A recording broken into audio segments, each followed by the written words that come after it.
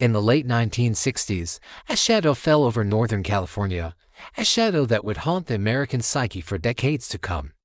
This wasn't just a series of crimes, it was a performance, a twisted game played by a killer who craved the spotlight.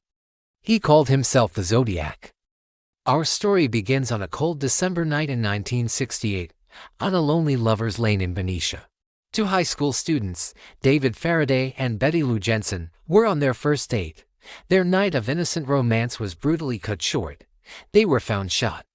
Their lives extinguished without any apparent motive. The local police were baffled. It was a senseless, tragic act, but at the time, no one could have imagined it was just the beginning. 7 months later, the terror struck again. On the 4th of July, 1969, in a park in Vallejo, another young couple, Darlene Farron and Michael Mago, were sitting in their car when a man approached. He fired multiple shots into the vehicle, killing Darlene and severely wounding Michael. Michael survived, and he gave police the first description of the attacker, a heavy-set man with a stocky build. But the most chilling part of this attack was what happened next. Less than an hour later, a man called the Vallejo Police Department. In a calm, monotone voice, he claimed responsibility for both the July attack and the murders of the two teenagers the previous December. The Phantom had given himself a voice. But he wanted more than just a voice, he wanted a name.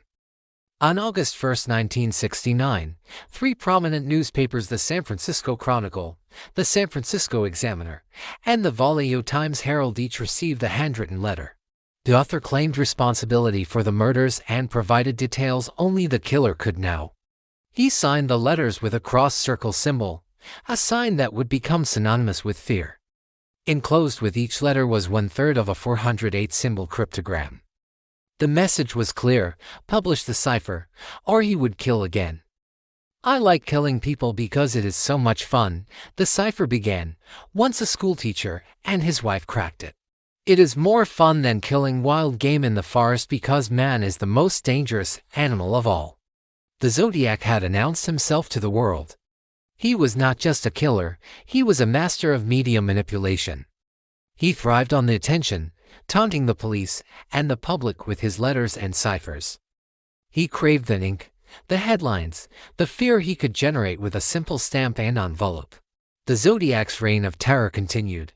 In late September 1969, he targeted another young couple, Brian Hartnell and Cecilia Shepard, at Lake Berryessa. This time, the attack was theatrical and bizarre. A man approached them wearing a strange, hooded executioner's costume, adorned with the now infamous Zodiac symbol. He tied them up before stabbing them repeatedly. He then walked back to their car and drew the cross-circle symbol on the door, along with the dates of his previous attacks. He even took the time to call the Napa County Sheriff's office from a payphone to report his double murder. Cecilia Shepard tragically died from her injuries, but miraculously, Brian Hartnell survived to tell the tale, providing another crucial description of the hooded attacker. Just 2 weeks later, the Zodiac struck for the last time with a confirmed victim.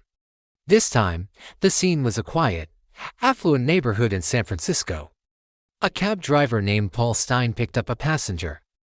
At his destination, the passenger shot him in the head, took his wallet and car keys, and tore a piece from his blood-soaked shirt. The killer was nearly caught. As police arrived, they saw a man walking away from the scene but believed he was just a witness and let him go. The mistake would haunt them forever. Days later, the San Francisco Chronicle received another letter. Inside was a piece of Paul Stein's bloody shirt, undeniable proof that the author was the killer.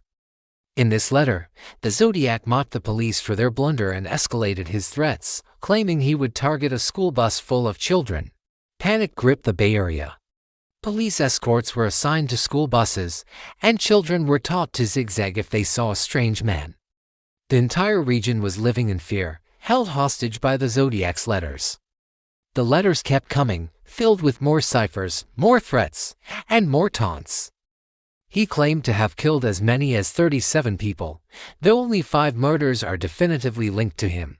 One of his most complex ciphers, the 340 characters E340, remained unsolved for over 51 years. It was finally cracked in 2020 by a team of amateur codebreakers. The message inside was just as chilling and arrogant as the first. I hope you are having lots of fun and trying to catch me. I am not afraid of the gas chamber because it will send me to paradise all the sooner because I now have enough slaves to work for me. Despite a massive investigation involving multiple jurisdictions and countless detectives, the Zodiac Killer was never caught. The list of suspects was long and varied. The most famous was Arthur Lee Allen, a man who was identified by one of the survivors and matched certain circumstantial evidence. He owned a Zodiac brand watch, used the same brand of typewriter as some of the letters, and reportedly made incriminating statements. However, his fingerprints and DNA never matched the samples collected from the letters, and he was never charged.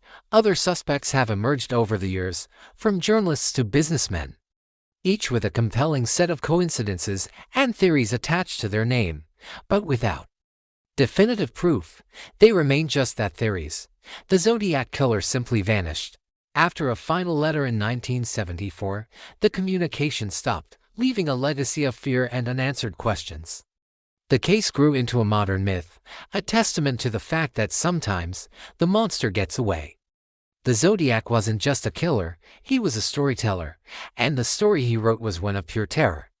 He manipulated the media, played games with the police, and held an entire population in his grip. He turned himself into a boogeyman, a phantom who could be anywhere and anyone.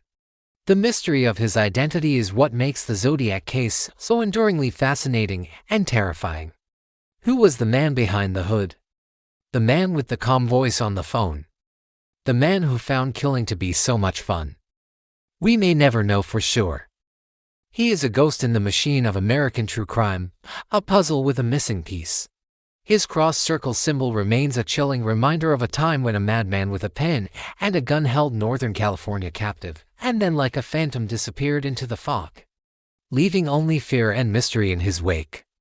Thank you so much for joining me on this deep dive into one of history's most compelling unsolved mysteries. If you found this story as fascinating as I do, please hit that like button and subscribe for more content. Let me know your own theories about the Zodiac's identity in the comments below.